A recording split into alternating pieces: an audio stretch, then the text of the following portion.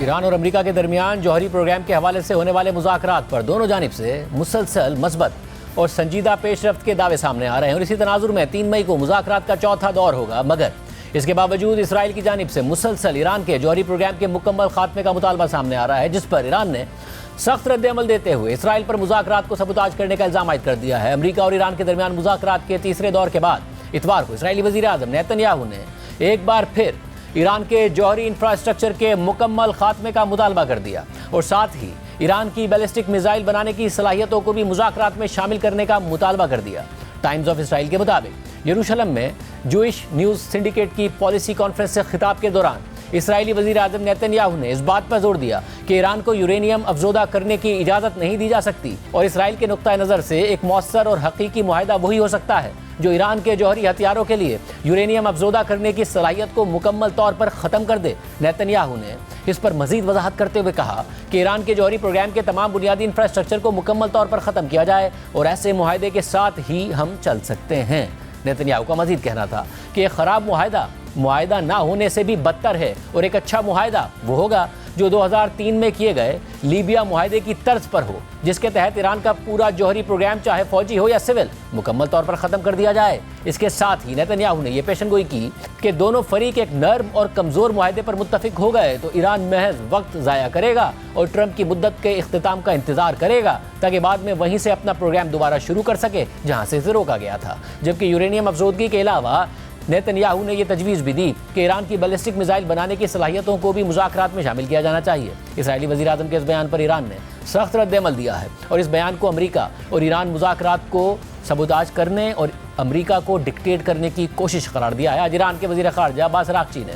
X پر post کرتے ہوئے لکھا کہ اسرائیل کا یہ خواب کہ وہ ایران کو یہ حکم دے سکتا ہے کہ وہ کیا کرے اور کیا نہ کرے حقیقت سے اتنا ہی دور ہے کہ اس پر جواب دینا بھی ضروری نہیں۔ لیکن زیادہ حیران کن چیز یہ ہے کہ نیتن یاہو کس قدر ڈھٹائی کے ساتھ صدر ٹرمپ کو یہ حکم دے رہے ہیں کہ وہ ایران کے ساتھ اپنی سفارتکاری میں کیا کر سکتے ہیں اور کیا نہیں کر سکتے۔ صدر بائیڈن کی ناکام ٹیم میں شامل نیتن یاہو کے وہ اتحادی جو ایران کے ساتھ معاہدہ کرنے میں ناکام ہوئے تھے، وہ اب ٹرمپ انتظامیہ کے ساتھ ہونے والے ہمارے انڈائریکٹ مذاکرات کو ایک نئے جوہری معاہدے کے طور پر پیش کر رہے ہیں۔ میں یہاں اس بات کی وضاحت کر دوں کہ ایران مضبوط ہے اور اسے اپنی صلاحیتوں پر مکمل اعتماد ہے۔ وہ کسی بھی بیرونی عناصر کی بدنیتی پر مبنی کارروائی کو ناکام بنا سکتا ہے جو اس کی خارجہ پالیسی کو سبوتاژ کرنے یا اسے ڈکٹیٹ کرنے کے لیے کی گئی ہو۔ ہم صرف یہ امید کر سکتے ہیں کہ ہمارے امریکی ہم منصب بھی اسی طرح کی ثابت قدمی کا مظاہرہ کریں گے۔ ایرانی وزیر خارجہ نے اپنی پوسٹ میں مزید لکھا کہ بہت سے ایرانی 2015 میں ہونے والے جوہری معاہدے کو کافی نہیں سمجھتے اور وہ اب ٹھوس اور عملی نتائج چاہتے ہیں۔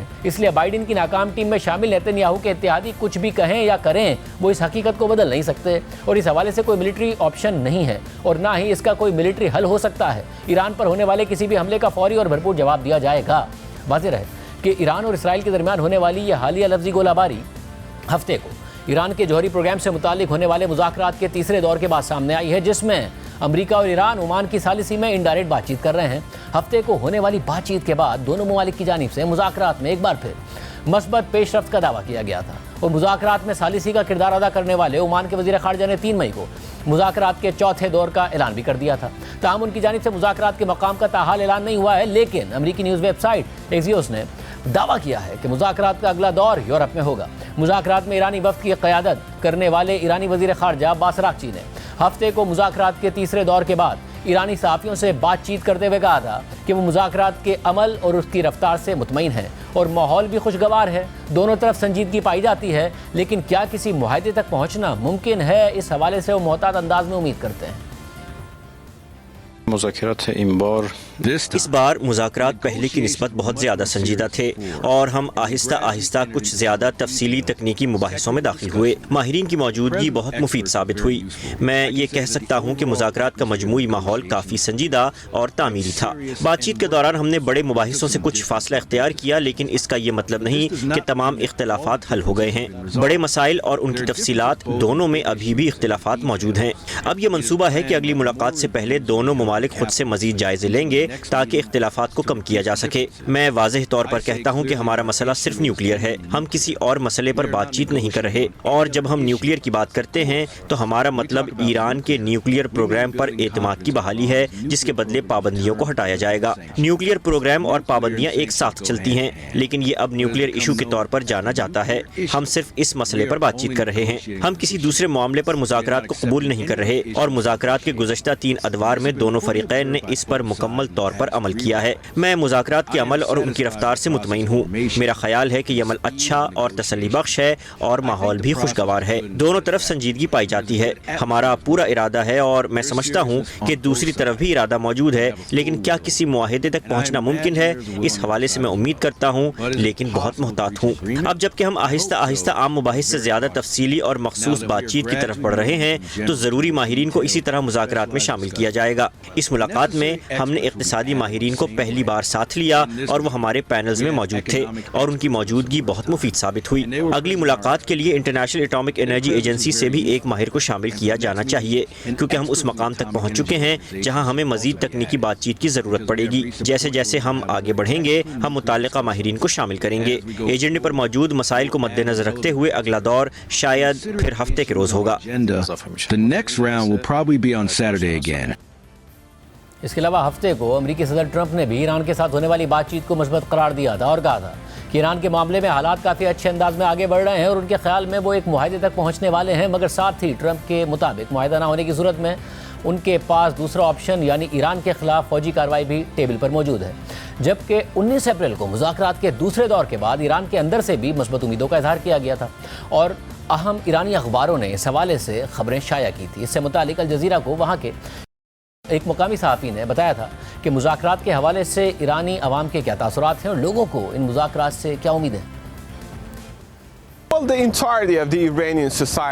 ایران کی پوری سوسائٹی میں مختلف قسم کے جذبات اور احساسات پائے جا رہے ہیں۔ جب میں نے یہاں لوگوں سے بات کی، اخبارات دیکھے اور سوشل میڈیا پر نظر ڈالی تو اس حوالے سے واضح امید کے اشارے نظر آ رہے ہیں۔ لوگ اس امید کا اظہار کر رہے ہیں کہ اگر مذاکرات کامیاب ہوتے ہیں اور ایران پر سے معاشی پابندی ہٹائی جاتی ہے تو اس بات کا امکان ہے کہ یہاں لوگوں کے معاشی حالات میں بہتری آئے گی، مگر ساتھ ساتھ یہاں لوگوں میں شکوک و شبہات بھی پائے جاتے ہیں، اور اس کی وجہ تاریخی پس منظر ہے جس میں امریکہ نے گزشتہ نیوکلیئر ڈیل ختم کرا دی تھی، اور ساتھ ساتھ لوگوں میں صدر ٹرمپ کی حالیہ دھمکیوں کے بعد جنگ کے خدشات بھی پائے جاتے ہیں۔ اسی لیے ہمیں عوام میں یہاں ایسے جذبات کا مکسچر نظر آ رہا ہے۔